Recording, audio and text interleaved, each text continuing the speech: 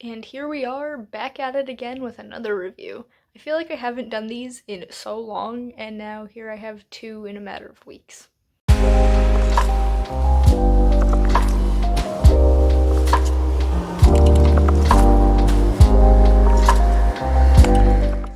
Hello everybody, my name is Danny and welcome back to my channel, and welcome to a review for Dread Nation and its sequel, Deathless Divide, which I don't own physically, by Justina Ireland.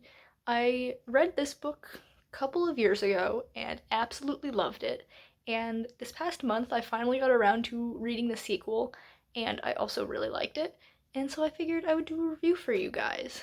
So this is a duology, like I said, by Justina Ireland, and it is a historical fantasy novel where it is zombies during the Reconstructionist post-Civil War era. And so rather than try and fail to give you a good summary, I'm going to read the inside flap for you guys. So it says, Jane McKean was born 2 days before the dead began to walk at the battlefields of Gettysburg, Pennsylvania, derailing the war between the states and changing the nation forever. In this new America, safety for all depends on the work of a few, and laws like the Negro and Native Re-Education Act require certain children attend combat schools to learn to put down the dead. But there are also opportunities, and Jane is studying to become an attendant, trained in both weaponry and etiquette to protect the well-to-do. It's a chance for a better life for Negro girls like Jane. But that's not a life she wants. Almost finished with her education at Miss Preston's School of Combat in Baltimore, Jane is set on returning to her Kentucky home and doesn't pay much mind to the politics of the eastern cities, with their talk of returning America to the glory of its days before the dead rose. But when families around Baltimore County begin to go missing, Jane is caught in the middle of a desperate fight against some powerful enemies, and the restless dead, it would seem, are the least of her problems. I don't know about you, but that is such a wonderful premise, and as we all know, I love zombies, and I've been getting into historical stuff more and more in the past couple of years, and so this was just such a good book. It hit so many amazing things that I look for in books, and I want to talk to you guys about it. So I think for this review I'm going to focus on the characters because that's really what makes this duology amazing for me. And of course the plot and themes and everything are really good too, but I'm gonna talk about the characters. And I feel like that's also going to keep this to like a light spoilery review. Obviously there are still gonna be spoilers because there are things that I want to talk about that I can't talk about unless I spoil things for you, but not gonna be any like major plot points, so you're still gonna be like going into this with mostly a like fresh mind if you decide to read this after watching my review. So obviously we're going to start off with our protagonist Jane. She is a very strong-willed character, very stubborn, and she's an amazing fighter. She is second in her class at Miss Preston's, only second to Catherine, the secondary main character who we will talk about in a little bit.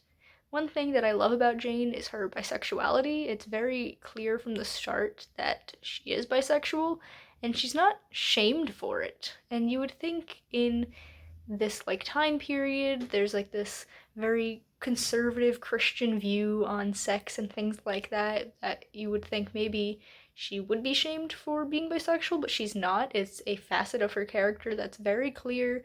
I think she is a good representation of bisexuality, at least in my bisexual viewpoint, and I just really like that about this book.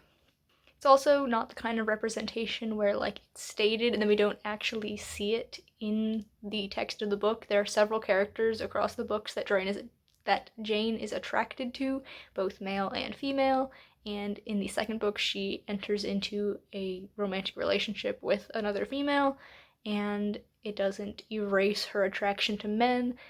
Like I said, I just really like this representation of bisexuality.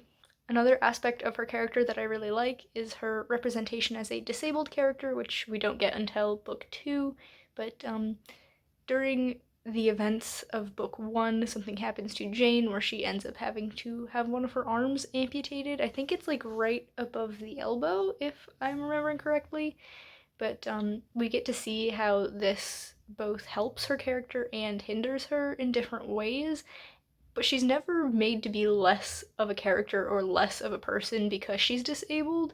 She's still very much a whole person and treated that way by the other characters, and I like that a lot as a disabled person. Go figure.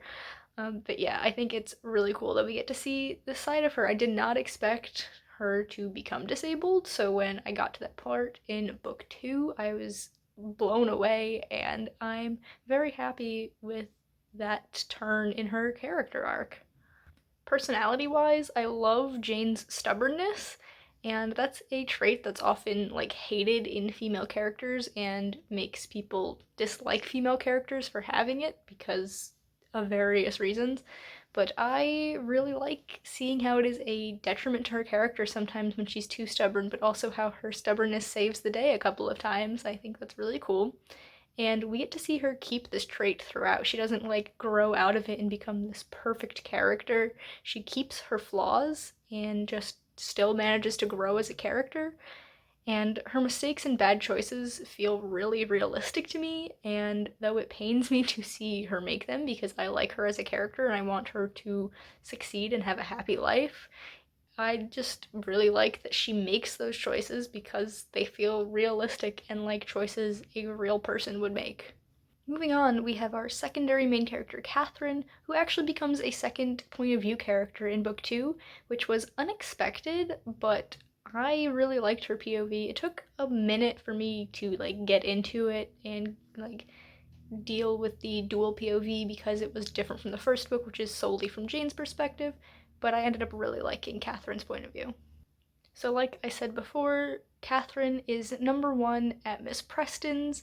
She's a very, like, sophisticated lady kind of character, and she's also very pale to the point that most people who see her assume she's white, but she's very proud of her black heritage and does not wish to hide that part of her, even though it might make things easier for her.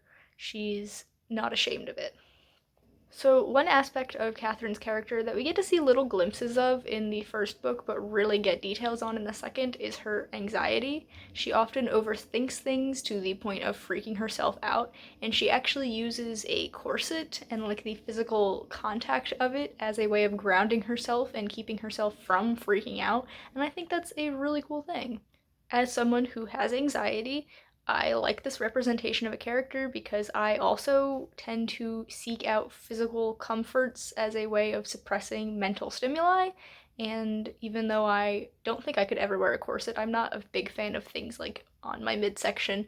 I saw this character and I'm like, wow, I actually kind of relate to that. It's really cool. And I'm very happy to have this representation in this book. Go figure. I feel like this entire review has just been me going, hey, I relate to this character, and that's really cool. Catherine is also a romantic and asexual, and that is very clear from the get-go. She outright states that she has no interest in sex or romance with men or women, and she stays that way throughout the entire duology. So many times I've seen characters who are introduced as a romantic or asexual, but then they find the one, and suddenly they're not anymore, and like, well, yes, that could happen in real life where someone thinks that they're one way and then they realize later on they're not. That doesn't always happen to everyone, and the fact that we get a character here who is a romantic and asexual and knows herself so well and she stays like that is just so good. I love that so much. Catherine is just a character who really knows herself and she won't apologize for it or compromise on things that make her feel uncomfortable. Two other important characters that I want to mention are Jackson and Gideon. Jackson is Jane's former beau, and he is the reason that Jane and Catherine end up on this little adventure that they go on. And he is a very suave, smooth talking, handsome kind of guy, and I really like his character. He is a little bit selfish, but we love a good character flaw. And he is an important character, but we don't actually see him a whole lot. But in the moments we do see him, he feels very real, like a complicated person, very dynamic, and I'm very glad he got so much characterization in so few scenes. He's very present in the first half of the first book, and he sort of peters out. Gideon also feels like a real and complicated person. like Jackson does, but kind of to a lesser extent. He's definitely much more of a background character, kind of like orchestrating things behind the scenes rather than being present in the situations. When we first meet him, I kind of had this idea where I thought his character arc would go, and like there were a couple of thoughts where like, oh, maybe this or maybe this slightly different thing. No, his character arc was completely different from what I expected, and I don't hate that.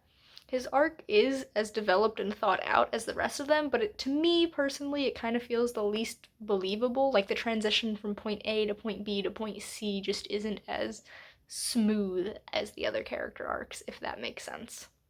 Two characters that I think had way more potential than they were used for are Daniel Redfern and Cali. Daniel Redfern is a Native American who went to a kind of similar combat school like Jane and Catherine went to, but specifically for Native American boys, and he's kind of like a gun for hire now. He's introduced as this like handsome, aloof character who has his hands in a whole bunch of different like plots and schemes, but we don't actually see him a whole lot. We get him quite a bit at the beginning of book one, and then a little bit more towards the end of it, and then we don't really see him at all until the last like handful of chapters in book two. Honestly, at several different points at book two, I found myself wondering, I wonder where Daniel's at. We haven't seen him in quite a while. But then when he finally does show up, it feels very like out of the blue and a little bit like a Deus Ex Machina. His like ending kind of feels strange too, like the relationships and dynamics has with other characters feel like they were rushed a bit. I feel like if he had been introduced back into the story a little bit earlier in book two, then things might have gone a little bit smoother and we could have gotten to see him a little bit better. And while he is present mainly at the beginning of book one and the end of book two, Cali is the exact opposite. She is only in the second half of book one and the first half of book two. She is part Native American and part black, and she's also bisexual, and I thought she was a really cool character, and then she kind of just leaves, and I understand why she leaves when she does in book two, but like we just don't hear about her ever again. There's like maybe 3 spots where Jane is like, I'm thinking about Cali, but like never once do we get other characters thinking about her, asking about her. No one talks about her, and we just don't see where she ends up. And I'm a little sad about that. I thought she was a really cool character, and like I said, she definitely had way more potential than she was done with in the story. And now for some random things that I really liked about this story that I couldn't really fit into my previous statements. One, I really love the science behind the zombies and the focus on trying to create a vaccine and all that stuff. I really like science in novels when it's presented in a way that I can understand. I am not a huge science person, but I can understand the basics of a lot of scientific concepts, and I feel like this book does very well at presenting the science in a very understandable way. Two, I really like how this duology can tackle so many big topics like racism and colorism and queer identities and disability and things like that, while still being a kick-ass adventure story. Like it doesn't like feel like it's being dragged down by all these heavy topics. I feel like it's all expertly woven together in a way that makes sense and has some very powerful statements about it while still feeling like a good story that flows well and is entertaining. And three, I really like how the story focuses a whole lot on female friendships and the different forms and dynamics it can take on. Most of the characters in this book are female, and I like that. So many times you see a male-dominated story, and I know that dynamic is kind of changing and it depends on what book you read, but I still feel like a lot of the time you can have a story with like 6 main characters and 4 of them will be male and 2 will be female, and people will look at that and be like, oh yeah, that's pretty balanced, but we don't really see the opposite. I just really like how there's all these different female characters and all their relationships with each other are unique and nuanced and feel realistic. So if any of those things feel like something you're interested in, definitely pick up these books. They are so good. I know that there's a collection of short stories. I think it's like 3 short stories slash novellas, whatever you want to call them, that I definitely want to pick up at some point because I really like these characters in this world. Maybe one of those stories is about Cali, who knows? But definitely want to get my hands on that at some point. And that's all from me for this review. If you enjoyed it, please be sure to give it a big thumbs up. You can subscribe to my channel for more content, and that way I'll see you in the next video. Goodbye, guys!